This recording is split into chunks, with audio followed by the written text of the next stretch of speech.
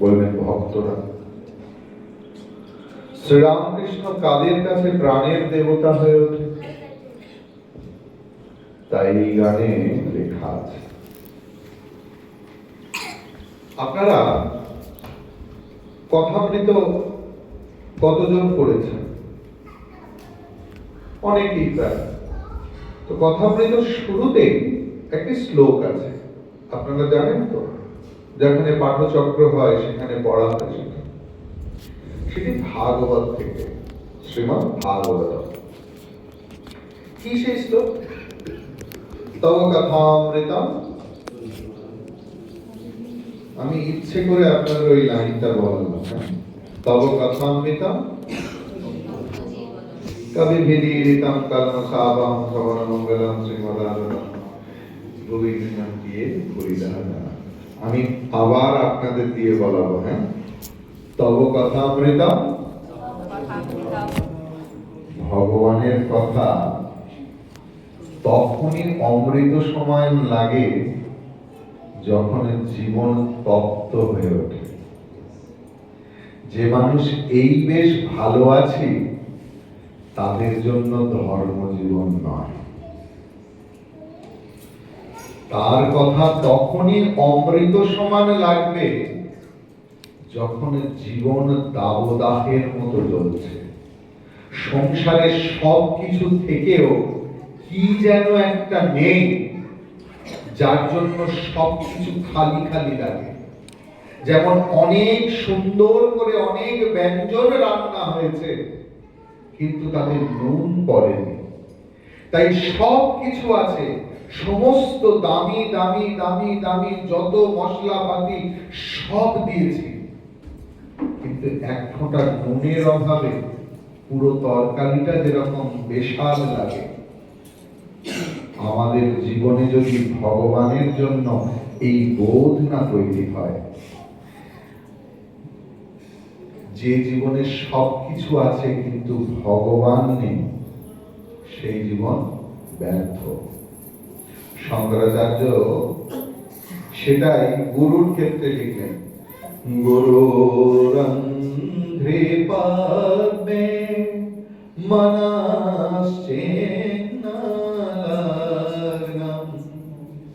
ততঃ Kim ততঃ Kim ততঃ Kim ততঃ Kim. সেখানে উনি বলছেন যে তোমার হয়তো মেরু পর্বত সমান ধন সম্পদ আছে, তুমি হয়তো এই জগতের রাজাধিরাজ,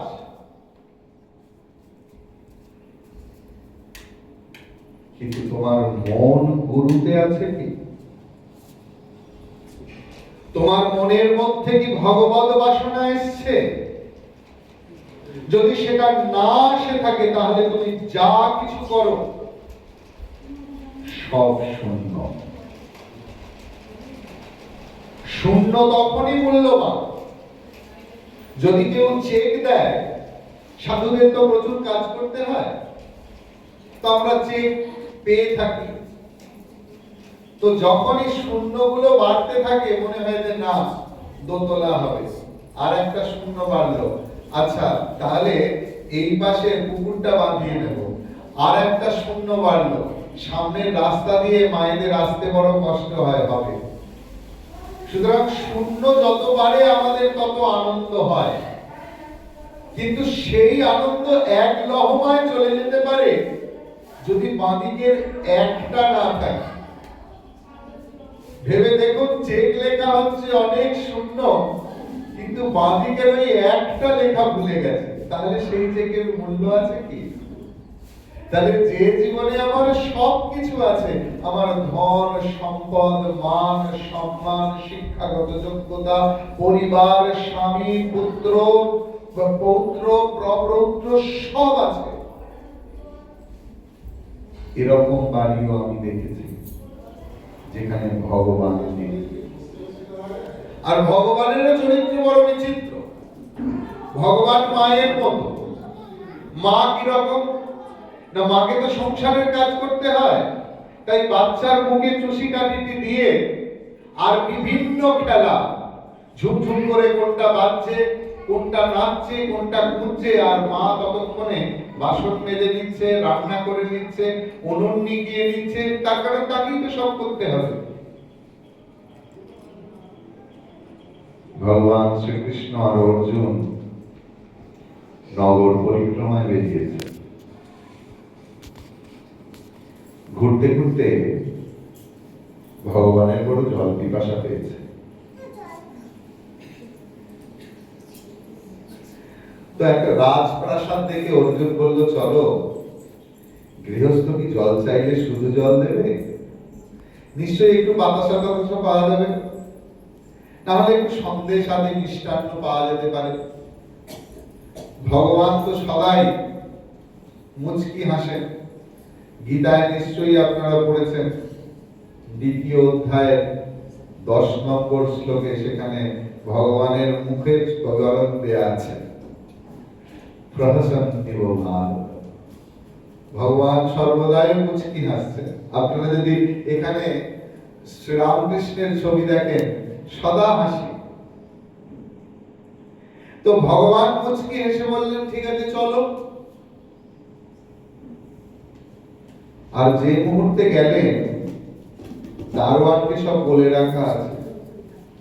দারোয়ান ঘাড় ধাক্কা ধরে তাড়াতাড়ি বার করে দিল, যাও, এখানে স্ট্রেস পাসার্স ইংরেজিতে বলে না, আর নট অ্যালাউ।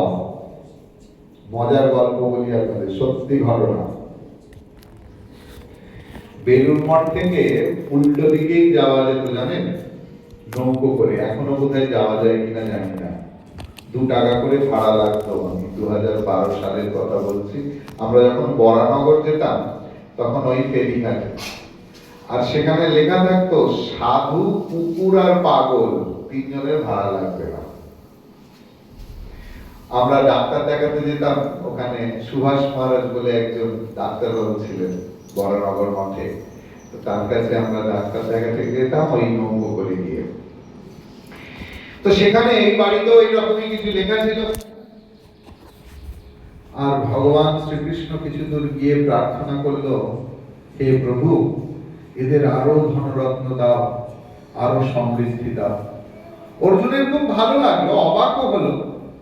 তারপর ভাবলো যে ভগবান চরিত্র তো এরকমই হওয়া উচিত, যে ভগবানকে কেউ ঘাড় ধাক্কা দেবে আর ভগবান তার হয়ে প্রার্থনা করবে, তবেই তো তিনি ভগবান। এবার যেতে যেতে একটি গরিবের কুটির পড়েছে, বুঝলেন। আর সেই গরিব শ্রীকৃষ্ণ আর অর্জুনকে দেখে আনন্দে নাচছে যে অতিথি এসছে। অতিথি মানে, যারা কলকাতা থেকে এসছেন, একটা জিনিস একটু জেনে রাখুন, অতিথি মানে কিন্তু গেস্ট নয়। আমরা মাঝে মাঝে ফোন করে বলি না, শোনো, সামনের রবিবার আমাদের বাড়িতে একটা অনুষ্ঠান আছে, তোমরা এসো, তোমরা 4 জনে এসো। কেউ বলবে না, না তোমরা শোনো 2 জনে এসো, বলে আমরা একটা লিস্ট করে দেই। আর তারপরে যখন আমরা বেদ মন্ত্র শুনি, পিতৃদেব ভব, মাতৃদেব ভব, আচার্য দেব ভব, অতিথি দেব ভব, তখন বলি, বাবা, আমিও তো বেদ তৈত্তিরীয় উপনিষদ অনুযায়ী কাজ করছি। যাকে আমি ফোন করে বলছি তুমি অমুক দিনে আসবে এবং ক্যালকুলেট করে নিয়েছি, they may be the guest, not অতিথি। আমাদের শাস্ত্রের প্রত্যেকটা শব্দ অর্থ বহন করে। অতিথি, তিনি অতিথি। যিনি তিথি মেনে আসেন না, তিনি অতিথি। ঠিক এহেন ভগবান শ্রীকৃষ্ণ এবং অর্জুন সেখানে গেছেন। আর গিয়ে প্রভুর কাছে, মানে তাদের সেই লোকটির কাছে আর কিছু নেই, একটি জরাজীর্ণ গরু আছে, তার কোন রকমে একটু দুধ দুয়ে ভগবানকে একটা ভাঙা পাত্রে দিচ্ছে। তার খুব আনন্দ, ভগবান এসছেন আজকে। ভগবান পরম তৃপ্তি পেলেন। পেয়ে কিছুটা দূর যাওয়ার পরে আবার শ্রীকৃষ্ণ প্রার্থনা করছে, হে প্রভু, ওর গরুটিকে তুলে নাও। এবারে আর অর্জুন তার অবাক হওয়া থামাতে পারে, যে প্রভু তোমার এই কি বিচার। আমরাও মাঝে মাঝে আমাদের জীবনে এমন অনেক ঘটনা দেখি, প্রশ্ন করে দিই না ভগবানকে যে ভগবান এই তোমার কি বিচার। অর্জুনেরও তাই মনে হচ্ছে। অর্জুন কারণ জিজ্ঞাসা করতে ভগবান বললেন যে দেখো, যে ধনী ব্যক্তির কাছে আমরা গিয়েছিলাম সে শুধু ধন রত্ন চায়, সে আমায় চায় না। তাই আমি তার কাছ থেকে মুক্ত, তাই বললাম তাকে আরো ধনরত্ন দাও। আর এই যে ভক্তটিকে দেখলে শুধু আমাকেই চায়, কিন্তু ওর আর আমার মধ্যে শুধু একটা ব্রিজ আছে, পার্থক্য আছে, মানে একটা বাধা আছে, সেটা হচ্ছে তার গরুটুকু। ভগবানের বিচার বড় মুশকিল।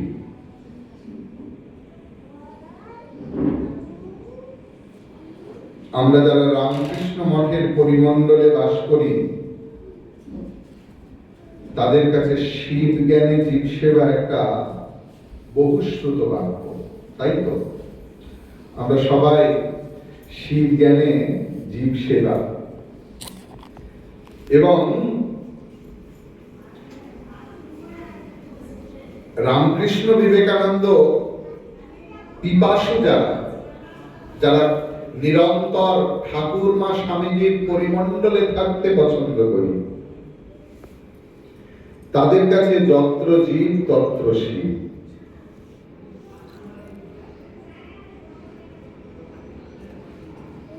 এখন স্বামীজি তার লেখায় জানিয়ে গিয়েছেন যে এই ভালোবাসা তিনি পেলেন কোথা থেকে। স্বামীজি তো রামকৃষ্ণ মঠের গোড়াপত্তন করলেন, এবং সেখানে তিনি কি করলেন? আত্মান মোক্ষার্থম জগৎ হিতায়, জগৎ হিত এবং নিজের মুক্তি সাধন। এবং তিনি কতদূর প্রেম যেতে পারে না, সারা জীবন অর্থ সংগ্রহ করেছেন ওই বেলুন মঠটুকু বানানোর জন্য। আর যখন সেবা কার্য করবেন, পয়সা পাচ্ছেন না, স্বামীজি ঠিক করলেন যে মঠটাই বেঁচে দেব। কি লাভ যদি মঠ মানুষের সেবা না হয়? শ্রী মা রুখে দাঁড়ালেন যে বাবা, একটা সেবা কাজে কি এমন মঠ চলে যাবে? কিন্তু স্বামীজির মধ্যে যে এত প্রেম কোথা থেকে এলো? স্বামীজি সখার প্রতি কবিতাতে লিখছেন, অনন্তের তুমি অধিকারী, প্রেম সিন্ধু হৃদয় বিদ্যমান, ছাড়ো বিদ্যা জপ যজ্ঞ বল, স্বার্থহীন প্রেম যে সম্বল। সেই প্রেম তিনি শ্রীরামকৃষ্ণের কাছ থেকে শিখেছেন, মায়ের কাছে শিখেছেন। এমন প্রেমিক গান আছে না, আসলে একটা গান শুনি।